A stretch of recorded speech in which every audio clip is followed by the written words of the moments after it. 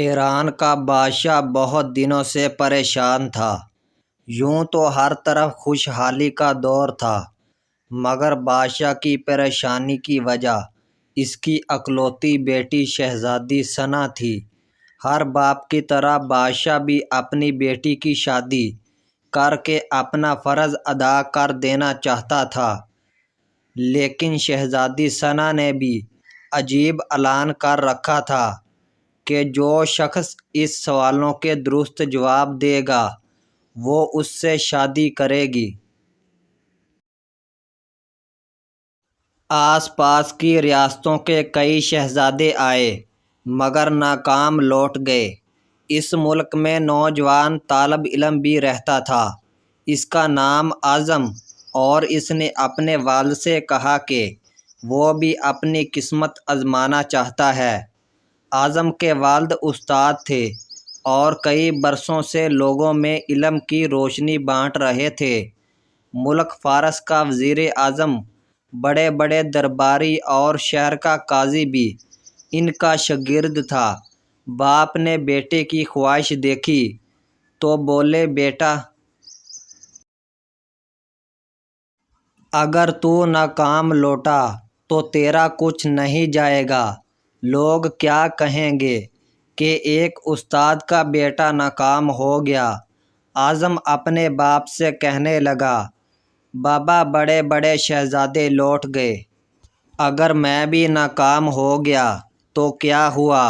یہ تو مقابلہ ہے، جو بھی جیت لے، اور شاید وہ خوش نصیب میں ہی ہوں۔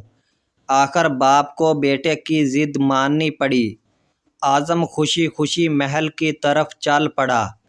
شہر بھر میں یہ خبر جنگل کی آگ کی طرح پھیل گئی کہ ایک عالم کا بیٹا قسمت آزمانے محل میں چلا آیا ہے۔ مقررہ وقت پر محل لوگوں سے کچا کچ بھرا ہوا تھا۔ بادشاہ تخت پر بیٹھا تھا، ملکہ عالیہ بھی محل میں موجود تھیں، وزیر، امیر، درباری اور عوام الناس سب دربار میں موجود تھے۔ آخر شہزادی نے اپنا پہلا سوال کر ڈالا۔ اس نے شہادت کی انگلی فضا میں بلند کی۔ اعظم نے کچھ دیر توقف کیا اور پھر شہادت والی انگلی کے ساتھ والی انگلی بھی فضا میں بلند کی۔ یہ دیکھ کر شہزادی مسکرا اٹھی اور ملکہ عالیہ بولی، شاباش اے نوجوان، تم پہلا مرحلہ کامیابی سے طے کر گئے ہو۔ دوسرے سوال کے لیے شہزادی کرسی سے اٹھی اور ہاتھ میں تلوار لے کر ہوا میں چلانے لگی۔ کچھ دیر بعد وہ دوبارہ اپنی نشست پر آ کر بیٹھ گئی۔ بادشاہ سمیت ہر درباری کی نظر اعظم پر تھی۔ اعظم کھڑا ہوا اور اپنی جیب سے قلم نکال کر فضا میں بلند کر دیا، شاباش اے نوجوان، ہم خوش ہوئے۔ یہ جواب بھی درست ہے، ملکہ عالیہ کی آواز دربار میں ابھری۔ اسی کے ساتھ دربار مبارک ہو کی آواز سے گونج اٹھا۔ دو سوالات کیا تھے؟ ان کے جوابات کیا تھے؟ اب ہر شخص اس پر غور کیا جا رہا تھا کہ شہزادی نے کیا پوچھا اور اعظم نے کیا جواب دیا۔ لوگوں کے لیے یہ ایک راز تھا۔ آخر شہزادی نے تیسرا سوال کر ڈالا۔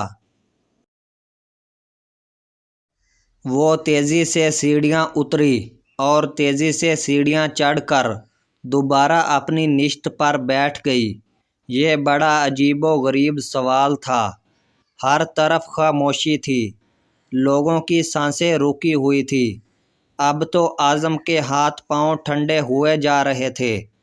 آخر اعظم کھڑا ہوا اور اپنے دل پر ہاتھ رکھ کر شہزادی کی طرف دیکھنے لگا۔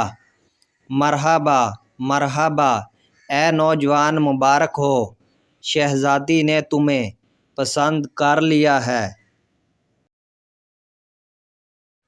ملکہ عالیہ کی آواز کے ساتھ ہی شہزادی ثنا شرما کر محل کے اندرونی حصے میں چلی گئی اور محل مبارکباد کی آواز سے گونج اٹھا۔ لوگ خوشی سے جھوم رہے تھے۔ وہ دل ہی دل میں اللہ کا شکر ادا کر رہا تھا جس نے اسے یہ اعزاز بخشا تھا۔ بادشاہ نے اعظم سے پوچھا، اے نوجوان، ملکہ عالیہ کو تو تم نے مطمئن کر دیا، اب یہ بتاؤ کہ تم سے کیا پوچھا گیا تھا اور تم نے کیا جواب دیا؟ اگر تم نے ایک بھی غلط جواب دیا تو تمہاری گردن مار دی جائے گی۔ اعظم پر اعتماد انداز میں کھڑا ہوا اور بولا، بادشاہ سلامت۔ شہزادی نے ایک انگلی کھڑی کر کے پوچھا تھا کہ تم کیا اللہ کو ایک مانتے ہو؟ میں نے 2 انگلیاں کھڑی کر کے جواب دیا کہ اللہ اور اس کے رسول صلی اللہ علیہ وآلہ وسلم پر میرا ایمان اٹل ہے۔ بہت خوب، ہم خوش ہوئے۔ بادشاہ نے مسکرا کر کہا۔